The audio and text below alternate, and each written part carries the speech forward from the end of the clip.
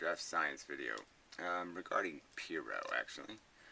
So he made some commentary about my style. He wants to discuss physics, but he doesn't think blah blah blah because I don't whatever the way he does. And I agree, we don't have compatible styles. I think when somebody raises an issue, you have to respond to it, and he doesn't.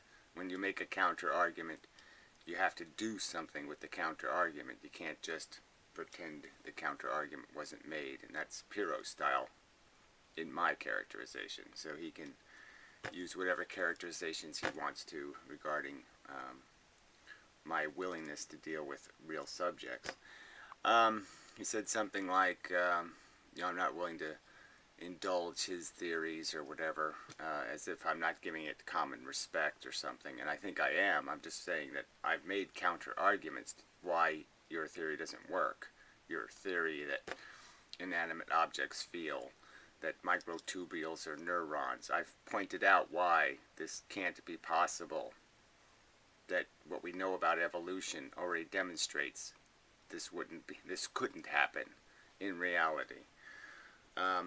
If it were true, there would be a different world than there is now.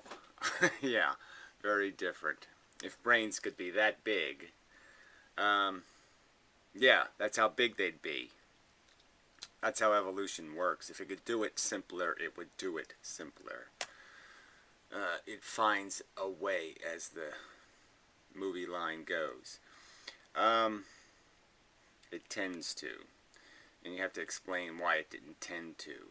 Why we have complex, highly energy-consuming functions, tools, when we could have highly efficient, why? Why would nature, if it had the faculty, if it had the ability, why wouldn't it use it? Well, I don't want to make. I mean, look, see, I'm stuck here making counter arguments I've already made to your arguments in defense of a proposition that isn't true. I listen to your theory, unlike you, who don't even listen. So in the video, he actually says he can't even properly characterize the events at whatever the place was called.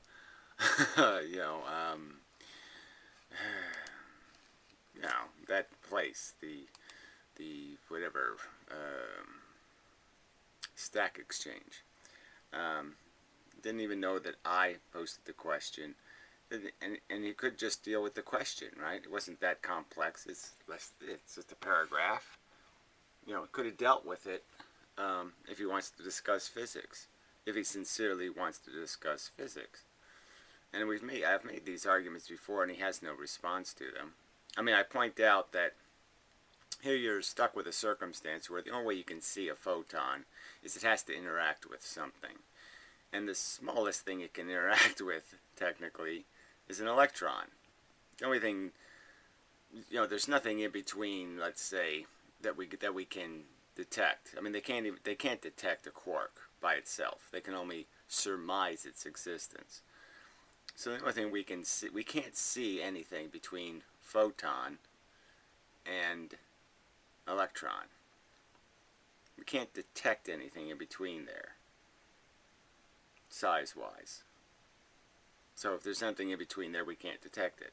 We have no mechanism to see it, no hardware to watch it maneuver. But anyway, and the only way we see photons is we have to see where they go. We can't see them go somewhere.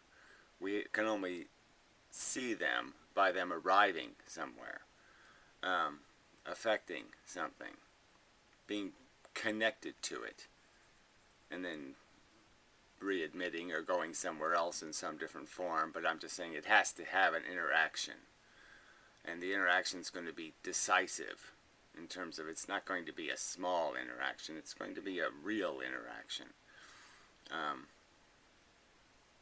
to see anything, because photons are small. Alright,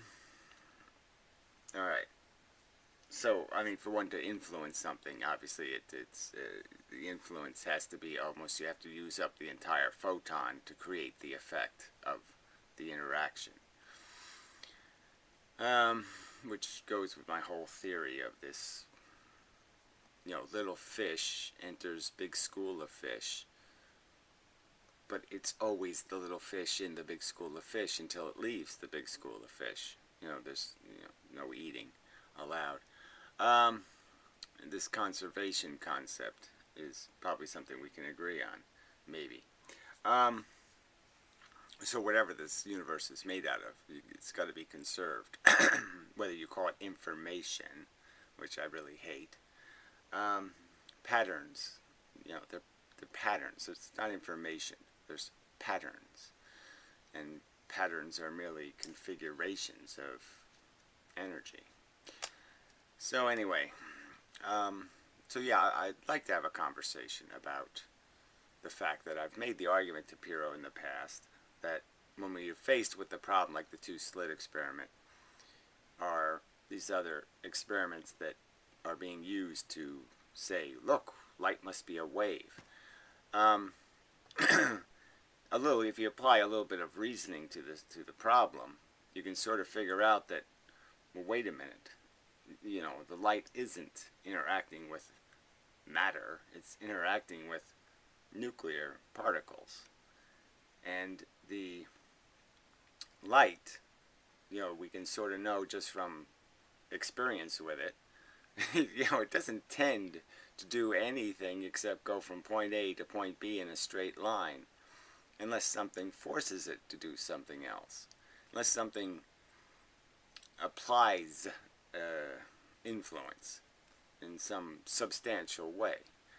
And that it is the electron, the thing, the receiver, the thing we're looking at and watching to see light. We see light by watching it affect electrons.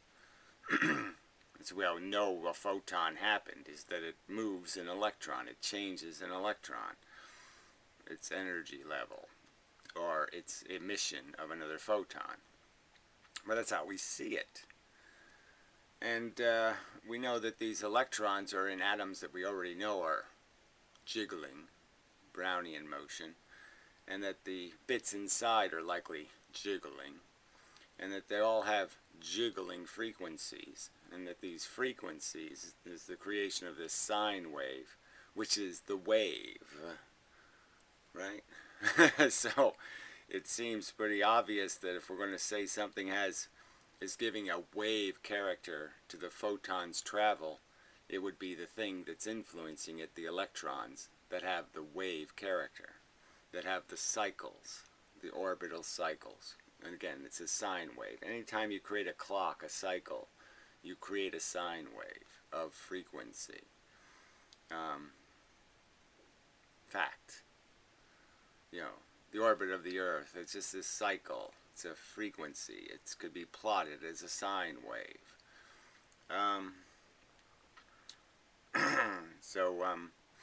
And that the universe is a precision instrument. I don't know if somebody else has ever said that, but you could put that one in quotes, let's say. The universe is a precision instrument. There's no mess thing. There's no just this, it's every little tiny bit has to be accounted for. Every little directional push, every influence has a source, and it all has to be accounted for. All right, I didn't want to get into background because I want Pyrrho. Let's have a conversation about light. Let's talk about my theory. It's right here. I asked the question. Photon is just two or more rudimentary elements, quantons, traveling in a directional vector separated by a constant distance and having an orientation of polarization. I was thinking about polarization. Well, anyway, all wavelengths of radiation are made of the same stuff, and it's just a period between constituent elements that defines distinction. So this is a photon is half a photons, two half photons, two quantons I'm calling them, two fundamental quanta particles separated by a distance moving the same vector. That's the theory. And why can't this theory be correct?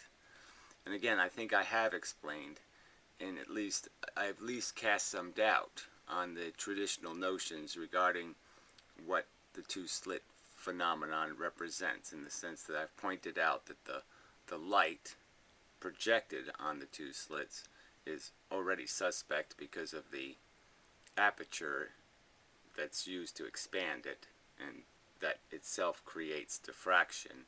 So you're throwing diffracted light at two slits and then looking at the diffraction pattern created by the two slits, which gives reason for pause in one's thinking. And then I've pointed out that the two slits really create a circumstance where the most intense light is now more likely to hit a surface, where in a single slit it's less likely. And that the diffraction pattern for the single slit and the double slit is the same diffraction pattern, at least it has the same wave function. And the difference is in the single slit it's 9 times less intense, which might have something to do with the fact that there's less intense light that's hitting the surfaces, where in the two slit the most intense light is hitting the surfaces. I think that's a reasonable explanation, but I get nothing in return. I make the argument, and there's no counter argument, no explanation why that's useless. That interpretation has no meaning, beyond them saying something like that, or they'll just say Feynman says, and that's the end of the conference. Quantum mechanics is the most proven theory in the history of man. Well, again, the wave function, the existence of a periodic wave influence is not being disputed. What's being disputed is the cause, the source of it. Where is it? And I'm saying it's in the matter. It's not in the photon. All right. So there's so much I could go into. Well, I'll have to do that later. And such. Back. I think. Really deaf today, and allergies or something too. So anyway, I'm just complaining. So anyway, I think I was something about the clockwork of the universe, and I just wanted to get to this energy thing, because it's sort of, this is just like one of these bigger picture kind of things, like the ultimate theory, is that the whole universe is energy. It's energy. It's like the school of fish analogy, except understanding that none of the fish have any directional will, and everything they do has to be forced on them. Some other thing has to knock them into association with each other. So if there was a school of fish, there had to be a constant pressure to keep them together, to keep them from just shooting out in all kinds of directions. There have to be something that knocked them in to keep them contained. And that's how the universe functions, is everything's being forced into associations with each other. And that's really energy. So most energy is in this form of this gravity. And we don't think of it that way because, it's not renewable, in a sense that, gravity is a one-way kind of energy ticket. You have to stay where you end up to gain anything from the gravity. So you can gain from the velocity to get from space to the Earth. You can gain some energy, but you can't leave, because leaving is going to require you to expend some sort of energy. But that's the energy cannot be created or destroyed thing, and the whole illusion of what energy is just this directional thing. It's just this, and it's any imbalance in that direction. So it's like visible light is a tiny part of the spectrum of photons, and it's like light itself, that is, half of photons are gravity, gravitons are quantons. Without a frequency is most energy. Most energy is invisible to us because it doesn't have a frequency. But that's the form that most of the moving bits are in, and it's only a tiny percentage of the energy of the universe that is visible as photons, and then only a tiny percentage of that that's visible as light. Visible light.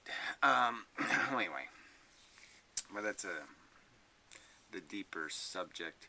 So anyway, I just wanted to say that a little bit of the history of this light theory. So this light thing I was arguing before I did the unification thing, did the gravity thing, did the directional aerokinetic thing. I was always hostile to this description of the electromagnetic spectrum. Whenever I thought about photons or light or radiation, it never made any sense that the particle could have frequency, wavelength. So I was always thinking of,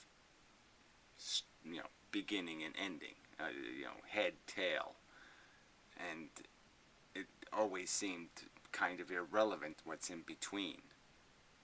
The head and the tail is the only part that matters. It's this period, this frequency thing.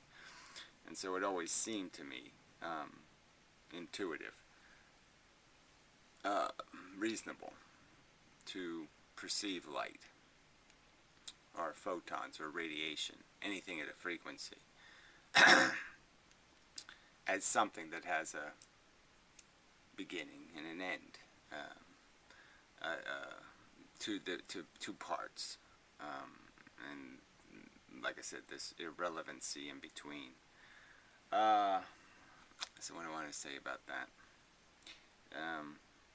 So that predated any of the rest of this theoretical stuff, was just this idea that it just made more sense for redshift and all these things to think about how this thing would be created by an atom, this thing called a photon. And it always seemed to me to make sense that it's created by throwing a first one and then throwing the tail. First you throw the head, then you throw the tail. So anyway, I was thinking about polarization too, and I was thinking of it as more of a possibility that polarization could be a representation of the how light gets imprecise. So you could say that unpolarized light is pure light in the sense that the head bit and the tail bit are perfectly aligned. And you could argue, I might argue, that polarization is when the head bit and the tail bit have a slight misalignment. The tail bit's a little bit off, a slightly different parallel vector, and that depending on the directionality of that parallel vector, sideways or this way or whatever way, that would be the definition of polarized light, would be a defect in the light, in the sense that the light is being broken, and that if it gets double polarized, right, it's got a defect going one way and you give it a defect going the other way, you would essentially break it as light, because now it couldn't be recognized for its period or its frequency anymore, because it's lost its clockworkness. The universe is that meticulous, in that there's a regularity to the movement of the atoms and a regularity of the movement of the interior nuclear bits, and it has to be on that cycle. The electron will be here when the first head of the photon gets there, and then it's going to cycle and cycle and cycle, and it has to be right here again when that tail shows up. And if it's off a little bit, it's not going to get captured by that electron, and all it will have is the head, and then it'll just expel the head. So there'll be a head and a tail loose, but they won't be at the same frequency. They won't have a frequency anymore. They might have a similar vector, but it won't be similar enough, I guess is the way to say it. Be enough parallel off. Like I said, if you're parallel in two directions, if you're one Planck distance off in both axes, that puts you on some sort of diagonal where you'll be recognized as a new head, not a tail, kind of a thing. Well, anyway, I think it is a viable place to do some hypothesizing. So I'll hypothesize. using that. This sort of explains the parallel line filtering and all that kind of stuff, so it does fit with that. But there's a lot of ways you can define this polarization. It could be the spin. There could be a spin. And spin could have something to do with whether there's whether the kinetic reaction is a complete directional change. If they're both spinning in opposite directions and they bounce, essentially they go through each other. There's a complete exchange of direction, and if they're spinning similarly, then they would both end up going in a new vector. Their directions would be combined. So that is a possibility, I suppose. Just another way to take this, another way to think about it.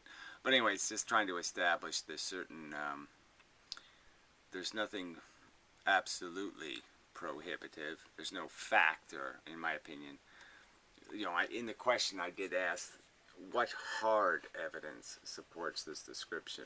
The wave-like element containing electrical and magnetic components. What hard evidence is there of a photon that has a magnetic or electrical component? And I would argue there is no hard evidence. There's just speculation. And I think more viable speculation would say that the material photon interact with has electrical and magnetic components. I think that's the more viable conversation. So anyway, I think just another side thing I was just thinking of, my imagination just played with, was I was thinking of vacuums. How, you create a vacuum by, let's say, having a cylinder, and you just keep pulling the stuff out. And I was thinking about the incredible pressure that's created, and the pressure is really the differential of the atmosphere outside the piston. So it's not the piston can't move because it can't move in this empty space. It's that it can't push. Okay, so it can't go it can't go in that direction because of the atmosphere behind it. So I was thinking that where a pump is pumping a vacuum, it gets hot, it gets it's really working when it's trying to pump that last bit of molecular bonding out of the space. But I was thinking too that it can't pump things like electrons. It can't pump things that aren't somehow gravitationally, mechanically, magnetism is gravity, electricity is gravity, everything's gravity. So I'm just saying, without that connection, it can't pull on something else. So if something's free of that, there wouldn't be any, it'd be very hard to pull it out, I'm just saying. So there's no way to really pump everything out. So, but what if you take that same pump and you put it in space, in a more complete vacuum? Would the cylinder have any problem going back and forth? So there's essentially a perfect vacuum on both sides. As perfect as we know of, an equal vacuum on each side of the cylinder. So would the cylinder just go back and forth freely? I think it's a legitimate question. I guess I would say yes, it must. And that the only thing making the piston having a hard time in our reality isn't air pressure per se. It's molecular pressure. It's the fact that we're trying to pull molecules away from each other. And that bond is strong. We're stretching the atoms. We're forcing the atoms to fill the space that we're trying to create. And the atoms do not wish to get bigger. And so they're the thing creating the resistance to what we're doing. Or looked at another way, is the pressure outside is much bigger than what we think of as air pressure. I mean, it's a much stronger pressure than the gravity pressure created, just by pushing on the matter itself. There is something in the bonding gravitational molecular pressure between those two sides, it still exists somehow, and that those molecules want to go, they're still bound to what's on the other side of the cylinder, I guess. There's a strong magnetic force or electrical force. Well, anyway, I have to think on that one some more, but it is interesting. It's a curious thing to think about. Just about how, whether it's the yin or the yang, whether it's the absence of pressure or the excessive pressure, which one is creating the resistance? Is it that you can't expand the empty space, or is it that you can't, is that the pressure of the gravity of the nuclear gravity is so strong that that's what's pushing, that's creating this resistance to move into the cylinder, and that in space there would be equal, that would be equalized again, so the cylinder should move back and forth freely. Okay, something like that. So anyway, it's probably enough of a video. So yeah, I'm interested in the conversation, and I'm interested in real critiques, but I'm not interested in, you're just a flake, who are you, you don't have any badges, you don't have any authority, Feynman was a super cool person, blah blah blah blah blah. I'm not interested in that shit. So unless you can make a reasoned argument, as I've made reasoned arguments against your microtubule theories and your parameciums or thinking theory and feeling theory and all that shit, I've made reasonable arguments that point out how this is a low probability bit of speculation, because there's nothing in the evidence indicating that that's happening. And I pointed that out. So anyway, till next time, and such.